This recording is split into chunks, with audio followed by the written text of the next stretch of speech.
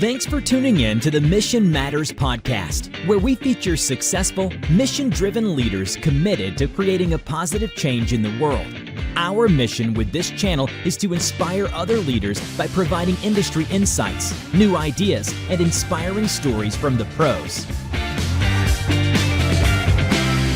Well, hello, welcome. My name is Paul Feith, host of this show where I talk with leaders heading up mission-focused organizations, leading from the heart, inspiring others, including myself, and making a difference in our communities. Episode is sponsored by Gregory Media, who's a certified B Corporation. To learn more about what a B Corporation is and what Gregory Media does, visit paulgregorymedia.com. Now, if I sound a little nasally, I get a cold like once every 3 years.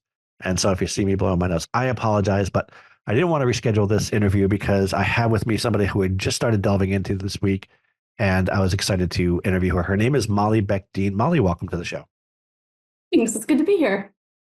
Well, you are the director of WeGo, and WeGo is spelled as one word. WeGo Together for Kids, which is an organization that started 20 years ago. Is that right? Yes. So started 20 years ago next year. We're planning a birthday party. Nice. Well, congratulations. That's a huge milestone, 20 years for any nonprofit organization.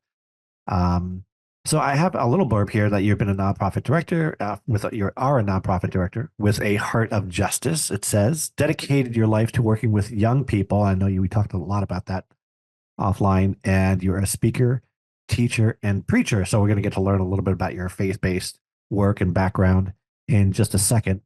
But what I really want to do is read the blurb about what the organization does, and then I want you to kind of break it down for us.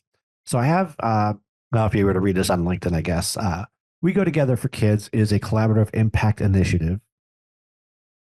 Collaborative impact initiative. So that's a key word right there, right? Or key phrase that brings together more than 60 community partners from across the Chicagoland region to support West Chicago families and their children all the way from birth to 12th grade. So seniors in high school. Yep. So what I'd love to hear from you first, and I think what people would love to hear is just what is WeGo Together for Kids? What kind of an organization is? Who are your beneficiaries? Yeah, so there's maybe a lot of fancy words in there, but collective impact is really about collaborations that align their vision and goals and agendas, especially around a certain community. So West Chicago is a city of about 26,000 people on the very west edge of DuPage County, and it's a really unique community, especially as you look to some of our neighbors. And so there's a lot of economic need. There's a lot of need around things like housing and food insecurity and literacy. And we have a large number of newcomers and immigrants. And so there's a lot of both familial and individual trauma. And so because of all that need, there tends to be a lot of resources that are poured into West Chicago from all over the region. And so WeGo Together for Kids was actually originally started as a community violence collaboration. There was a lot of gang activity in, I guess, especially in the high school in the late 90s, early 2000s. And so the Department of Justice gave us a grant to do some community work around that. And I wasn't around then, but when that work kind of had been completed, I guess partners were like, hey, we really like working together, and we can see the benefits of coming together, collaborating, communicating with each other, and kind of pointing our efforts in similar directions. And so WeGo Together for Kids is really just like this hub of information and communication and energy. We do some financial resources distribution to partners and to individuals, but it really is just this hub where all the different services and resources can kind of be sorted out. And my little tagline for WeGo Together for Kids is to maximize resources to maximize impact. It doesn't help anybody if we're duplicating efforts, if we're not communicating about schedules and services. It's really about how can we maximize the impact for kids in West Chicago. Well, I love what you said there because we're kind of blessed in a couple of counties in Chicagoland where there's so many resources. And I took a look at your partners page, and there's, I don't know, 60 or more partners that you work with uh, for the benefit of the people that you're trying to help, the young people that you're trying to help. So yes, we don't need maybe another food pantry or another um, school or pre-K, but we may be able to partner with those because they may not be operating at 100% capacity. Some of these organizations, some of them are. There's those that are out there that have a waiting list, but it's nice to see an organization take advantage of what's already there to make the maximum impact without having to build all that infrastructure out. And so I kind of think Yeah. of you as a broker, really. Here's an individual with a need, a young person, and we have to accentuate that, right? These are young people that you Yeah. specialize in that have a need and need certain resources, and you're coming up with solutions with these partner organizations to say, how do we solve that problem? Yeah, and there's so many people at the table that their breadth and depth of knowledge, I mean, it's just incredible, right? It's more than just, little West Chicago can do. But when you have these partners that serve the whole county or the whole Chicago metro area, um, yeah, their networks, their connections, their knowledge is just so vast that if we don't have it in the circle, almost always somebody knows somebody who does something. Yeah. Well, you must really love young people. And what I'm curious as to what has your journey been before we go together for kids. What has your journey been before that? And then what kind of led you to this organization? Yeah, so I spent the first 20 years of my life doing religious nonprofit work with young people. I knew when I was in high school that that was what my life's calling was, and kind of haven't looked back since. So, I've done everything from a youth director in a congregation to training and education on kind of a middle judicatory level. Was an event planner for a large faith event for kids. So yeah, I just was a camp counselor. I think everybody who works with kids at some point was a camp counselor during the summer, right? So just been really lucky to be able to have a wide variety of experiences in North Dakota, Minnesota, Philadelphia, Chicago. Kind of gotten to see um, a huge array of how we work with kids. And then after some years on kind of higher level stuff, I was just really ready for more local experience to be embedded into a community again, right? It's that, I don't know, I grew up watching Cheers, and so it's that experience when you walk in and everybody's like, right. Right. I wanted that experience in my local coffee shop or whatever again. And so this opportunity with We Go Together for Kids has given me that, right? I can't go somewhere in West Chicago now and not see somebody that I know, it feels like, which is awesome. And this my previous work was about program creation or about training and education, but it was also about networking. It was about connecting people, connecting partners, connecting congregations. And so it was, I mean, this is a very different kind of job. My mom probably still couldn't tell you what I did exactly. But I think all that previous work really did kind of help prepare me for this collaboration work. So it felt right for sure. I mean, a lot of that Yeah. experience is brought to bear on this new role. And this organization is 20 years old, right? And you've been involved in the last 2 years, I guess, right? Yep. 2 years. 2 years in. So even with 2 years in, which is, I think I haven't done the calculation, but it's like 14 years in nonprofit years, something like that, compared Yeah, to like exactly, right? it's a long time because there's a lot going on at all times. So what challenges have you faced in these last 2 years that you've had to approach and deal with? Yeah, I mean, there's plenty of challenges, right? I mean, I think about some of the trauma that the community itself has felt in the last 2 years. Um, Within the span of 12 months, we had two large fires at the same apartment complex, two different buildings, and it displaced over 200 people. And so, when things like that happen, you just kind of drop everything and you go and do what needs to be done. So WeGo Together for Kids ended up kind of being the main kind of ongoing service provider. The Red Cross comes in and they do a great job for 2 weeks and kind of get, the things moving. And then they leave. And so We Go Together for Kids, our partners were the ones that walked with families for months after that. And continue to, right? I mean, when you're 6 years old and your mom wakes you up in the middle of the night because your apartment's on fire, like that's not something you just get over. And so to continue to provide financial support for people struggling to get back on their feet, provide mental health support, those kind of community traumas really do present some challenges to business as usual.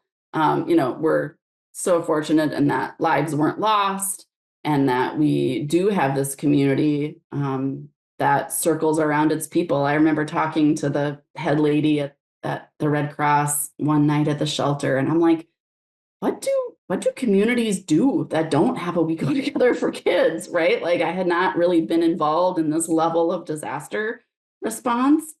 And she was like, people are just on their own, Molly. She's like, we leave after 10 or whatever days, 14 days. And we try to, Red Cross tries to make those connections, but people are pretty much on their own.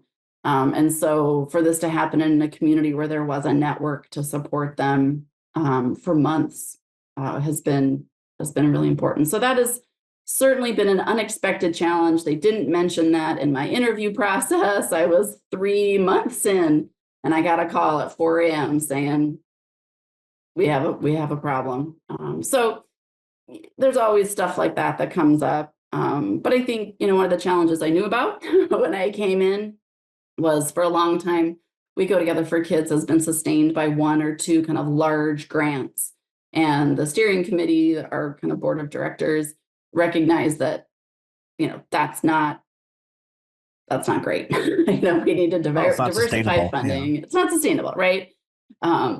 And so, the challenge of identifying other funding streams and really trying to diversify that funding without mission creep, right? There's lots of money maybe available for work with veterans or for work with the elderly, but like that's not what our mission is. And so to be very intentional about knowing what our mission is and then seeking funds for that.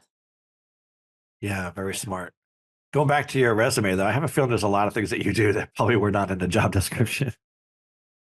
That's just one of the curses of being a director. One of few. Absolutely. I know my car is always full. I have to go buy some mulch for a playground we built last year. Yeah. It's like you learn about things as you go. I know more about rubber mulch now than I did 2 years ago. Logistics for mulch. Okay. Yes. Right. How many bags can I fit in the back of my CRV? Yeah. Well, that doesn't sound like, unlike a lot of other directors that I've talked with, just, you do what you need to do as long as it fits within your mission, right? You're kind of bound to that. So those are some interesting challenges that you face. And I always love talking about funding because diversification and sustainability are always at the heart and longevity of any organization. And when you talk about your organizations that now pretty much celebrating your 20th year, that says a lot for sustainability. Yes. So you're doing some things right for sure. And we talked a little offline. I just want to touch on this. So you have these services, you partner with all these different organizations within the Chicagoland area. And the partner list is impressive. If you go to the website, it's impressive with the number of partners. And we all recognize many of the names that are on there, especially in DuPage County, but also but you've had to also, there's some services that you need to provide that just aren't matched. And so you were talking about some gap analysis and filling in some of those gaps with services of your own in-house, which is interesting. Yeah. So we have, 60 some partners and we do kind of large kind of vision work together, but then we have 6 different focus areas. And so partners who specialize in each of those areas it's kind of where the rubber hits the road, right? We're identifying gaps, we're identifying priorities, what do we need to do differently, those kinds of things. And through the work in the last couple of years, there has been some things lifted up as priorities, and either nobody's doing it, or they're doing it in a certain way and don't have the capacity to expand it. So like a great example of that is our physical health initiative that we received a grant from Northwestern Medicine for. There were some, our school district, a couple of the other nonprofits were doing some kind of physical activity things, but we knew that we needed to do more and do them a little differently and do them in different places. And so that's why we got this grant, and we're still, using partners and using these networks and connections to do it. But it really is, WeGo Together for Kids who's creating these opportunities now around physical activity for our kids. And so yeah, we've been identifying, some of those gaps. And if nobody's doing it, then we're go on a money hunt. And if we can find some money, then we try to create it. Nice. And not every partner that you have is going to fulfill every single need. But again, if you're constantly matching it to your mission, I would imagine that's what becomes the catalyst. Need goes against mission, goes against funding, right?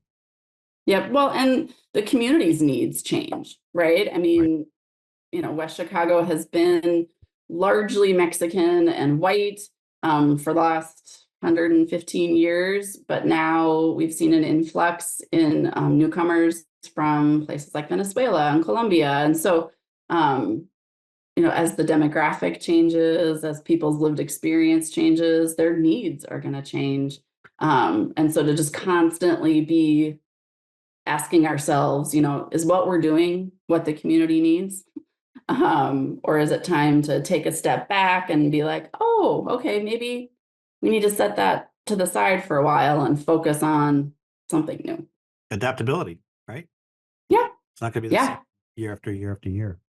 Yeah. Well, there's a lesson learned there.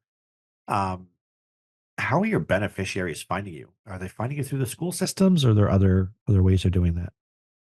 Yeah. I mean, it comes, I would say, largely from our school districts. So we partner with 2 school districts that serve West Chicago students. And so by and large, a lot of our kind of connections come through there, but we also have other amazing partners who are doing work, whether it's home visiting or case management. We have great relationships with all of the food pantries that serve West Chicago. And then we're also identifying some places where we could do better. For example, there's several large low-income complex, like apartment complexes in West Chicago. And we know that there's lots of kids that live in these apartments. And so we're kind of challenging ourselves and thinking about what does it look like to bring programs and resources to them. And sometimes it's about hanging out on the front lawn with the Zumba instructor until, playing some music until they start to come down from the apartments.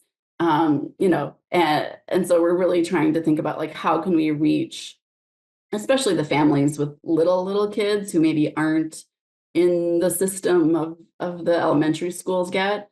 But still, I mean, right, we know that those first 5 years are so important.